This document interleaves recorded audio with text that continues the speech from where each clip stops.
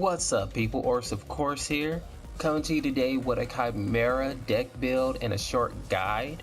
So I just want to go over how I built my Khaimera. I haven't really played him in a while, but I'm going to go over his deck build here. So let's go ahead and jump into it. So the prime card, I'm rocking the Warlord, 65 physical damage, 100% damage bonus.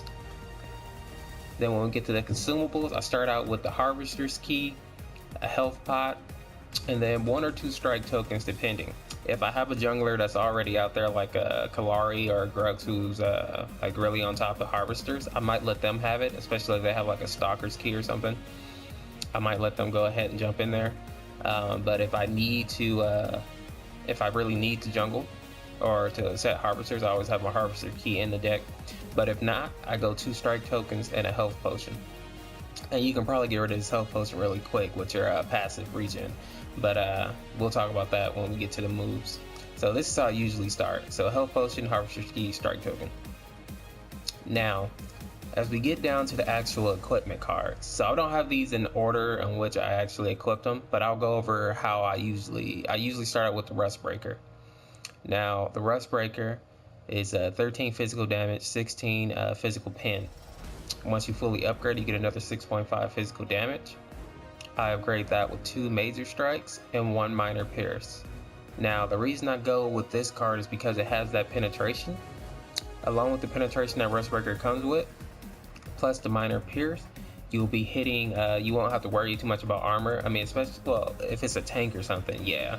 But if it's, you know, most classes that don't build physical armor, you'll be fine, like your carry.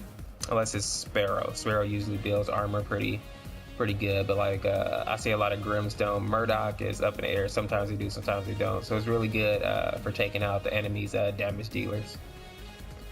So let's go next. I usually go with the Flashfire Piston. That card 6.5 physical damage, 5.5 attack speed. Once you fully upgrade it, get another 5.5 attack speed. I equip that with a Vicious Kinetic and 2 major strikes. So yeah, he does have a move that gives him max attack speed, but I like to give him attack speed because I want him to hit fairly quickly while he's out on the battlefield once that move is on cooldown. So that's why I go with a little bit of attack speed for him. Now, nextly, and you might want to get this sooner, later, it's up to you, but I have a Guardian's Ward in there.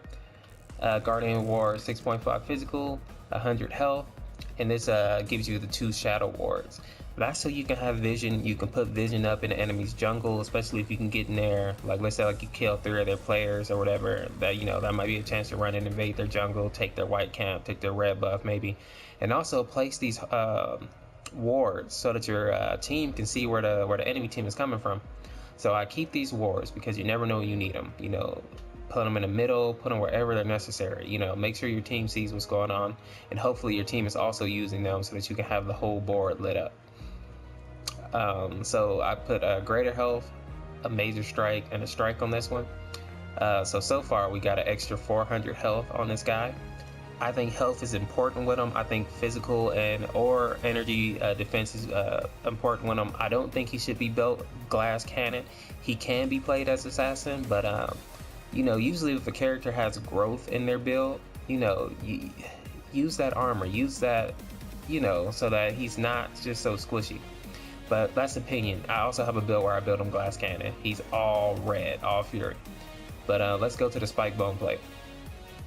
So right here, 22 physical armor, 6.5 physical damage, and 13 physical damage once you max it out. I have a minor strike, a beta guard, and a strike.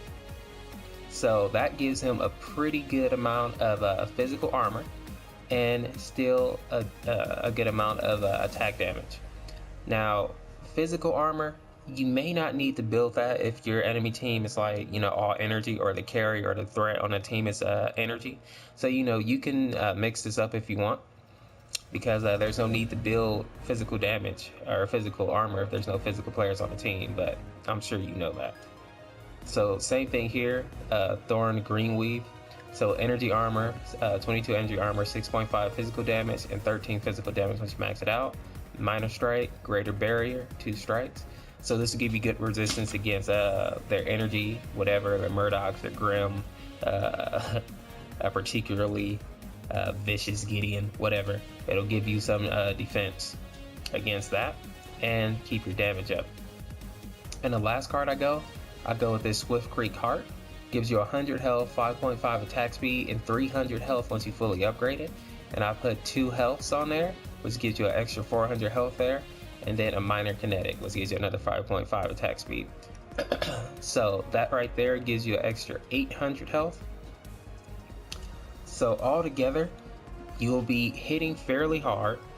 But like I say, I didn't build him glass cannon, so he's not going to hit as hard as like maybe some other Kalaris do. But he's still going to hit pretty hard. He has some good attack damage in this build. But he's also going to have some survivability. He's going to be able to take some hits, more than people probably expect, especially because a lot of Kalaris are playing Assassin right now, or somewhat Assassin. And he's going to have quite a bit of health. So this is how I like to build my Kalari, more as a fighter. Rather than an assassin. So I build them with the armor, a lot of attack power, attack speed. I don't go crit though. You can change that up if you like. Crit, I don't really use it most of my builds. I can't think of a character that I even use crit on anymore. But yeah, so he has hack, his melee basic attack dealing 40 physical damage. Now you don't have to worry about upgrading this, it upgrades automatically, so we don't need to talk about that. That's his hit 'em. You know, he hits them, bam, they take damage. Now ambush, this is where Kalari leaps to an enemy hero and he stuns them for a second and deals 40 physical damage and a small AoE. Now this, I have to note, this is only a engaged, only a gap closer. He cannot jump away from people though. So he's not like Greystone, he doesn't have an escape. Once he's in there, he's in the fight for the duration. You know, there's no escape unless he can just run out. So keep that in mind. Once you jump in there, have your target chosen and make sure that's who you want to go on, because you're going, there's no going back. If you're going to use this, use it on the carry, use it on the Sparrows, Twin Blast, Grim, Murdoch. Do not use it on the tanks. I see so many people using it on Steel, Rampage, and then they go and they use their ultimate on it. They're cool. So don't do that. Just don't do that. It's a waste of your ult, you know, because that's all you have. All you have is that burst right there, and then hopefully you can kill the carry with that. Because yeah, so if you're gonna ambush somebody you can actually kill or either take out of the fight, make their carry retreat, do that much damage to them, because you can. Now Unleash, that's where he basically gets max attack speed for 5 seconds. So you know, that's where you start hitting really quickly, but it does reduce your attack damage to 20% during these attacks. So it increases though as you level up, but in the beginning you only be doing 20% of your regular damage. So keep that in mind. So don't depend on this. That's why I still build attack speed, because this really nerfs his damage quite a bit, but it's good for stacking your spirit regeneration. So spirit regeneration.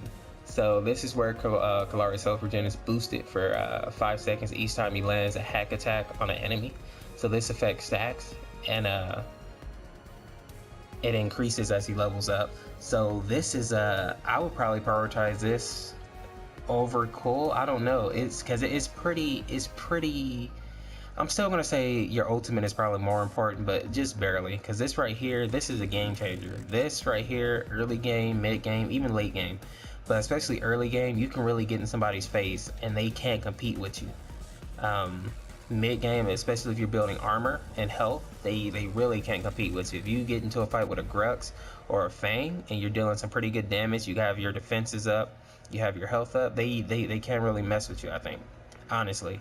But so I say spirit regeneration is very important, especially if you you know, yeah, it's important. Go with that. I'm not gonna beat a dead horse right now. So, and cool. So after a brief channel, Kalari roots and causes 320 physical damage to targeted enemy heroes. Nearby enemies are displaced and receive a 60% max movement speed, or movement speed slow for 3 seconds. So that's his ultimate. Once you ambush him, once you jump in there, go ahead and pop that ult. Do a lot of burst damage to him. Well, not as much as other characters, but it's still a pretty good amount of damage. And if you're in a team fight, I think with your team behind you, you should take out whoever you hit. If you don't kill them, your team will definitely be able to finish them off. So that's what I have for Kalari right now. Let me know what you think of this build. If it helps you, drop a like, subscribe, share. It's all appreciated.